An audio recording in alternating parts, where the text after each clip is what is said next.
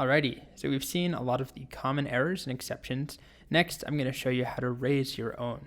So this isn't about handling errors or preventing them. This is about when you're writing code, let's say that someone else might use your code down the line.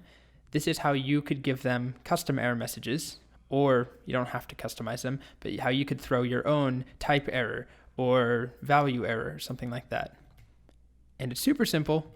All you do is use this keyword raise, and then an error, and then an optional argument string that can explain something about it. So just by calling this, actually if I just copy this as is, and I go over to Python, you can see I get that error, value error, which is what I called, invalid value. I can also call it just as raise value error, like that, and it just gives me value error. I could do, I don't know, raise name error, and blah, blah, blah in here, it doesn't matter. And I get name error, colon, blah. Now, of course, you want to be helpful with these. And you also want to throw these errors. Throw, by the way, is not officially Python. That's actually the way that you cause error messages in other languages. So I mean to say raise, not throw. Anyway, we can raise errors willy-nilly all over the place, but we want to be deliberate in how we use them. And we want to make sure that we're using a name error when something is a name error. Technically, there's no rule that says, it's up to us to raise things when we want. So I could raise a divide by zero error whenever I wanted in some random function that has nothing to do with division. It's just that isn't very friendly to anyone else who's going to use that code. So let me show you an example, a silly example, but an example nonetheless, that shows a potential good use of raise. Okay, I made a new file called raise.py. Let's suppose that I'm creating a module here that allows people to actually colorize text. We'll see this when we actually get to the module section. There are existing packages that do this, so that I could print something to the command line instead of just doing print hi. I instead can do something like colorize hi, and it will then print it as, red or something like this if I passed in red. And there are packages that do that. And let's say that I was the developer of one of those, and I want to make this usable and friendly for other developers, people who are going to use my module. So we're going to start really simple, but let's just say there's a function called colorize. And all that it does is it takes, some text and then a color. And someone would call it like this. Colorize text would be hello, and then a color would be something like red. But imagine that we only have a set list of colors, which is true. Let's say we have the colors of the rainbow. If someone tries to pass in a color that doesn't exist, or something like chicken, which isn't a color, we could raise an error. In that case, we could raise a value error. And if they tried to pass in something that isn't a string in the first place for either of these, we could raise a type error and say, hey, you're supposed to pass strings in. So let's actually do that now. So the ideal usage should be something like this, hello red, and we're not actually going to get the text to print out in a color that's significantly more complicated.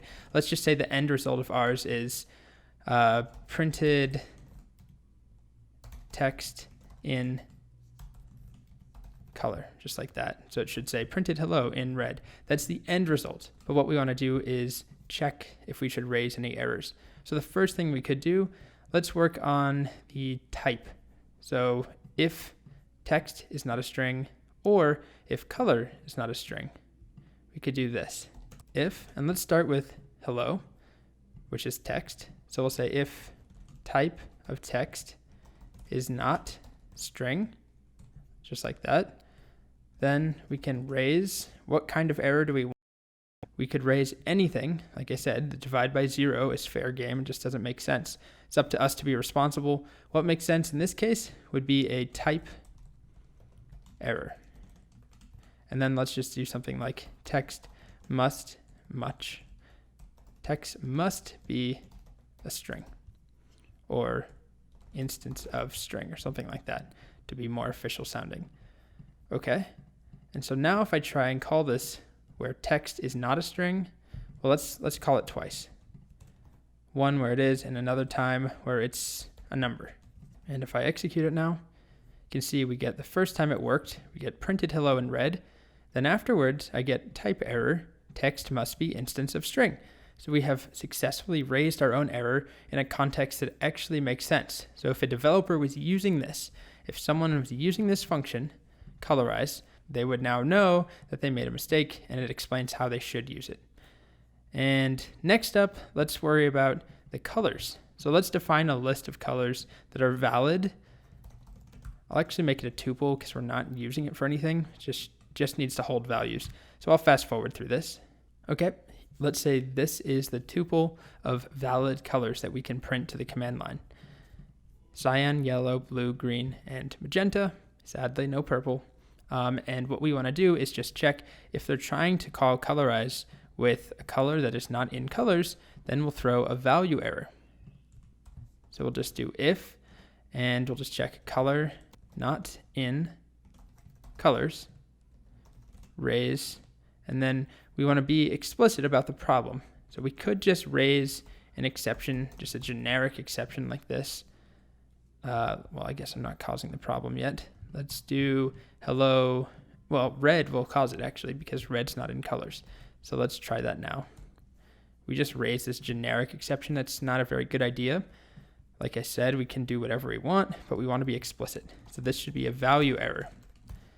And we'll just say color is invalid color, which is kind of clunky in how it's worded, but it's short and simple for now. So if I call it now, we get color is invalid color. So that's basically it to raise. We call raise and then an error, and then we can optionally pass in some information about it.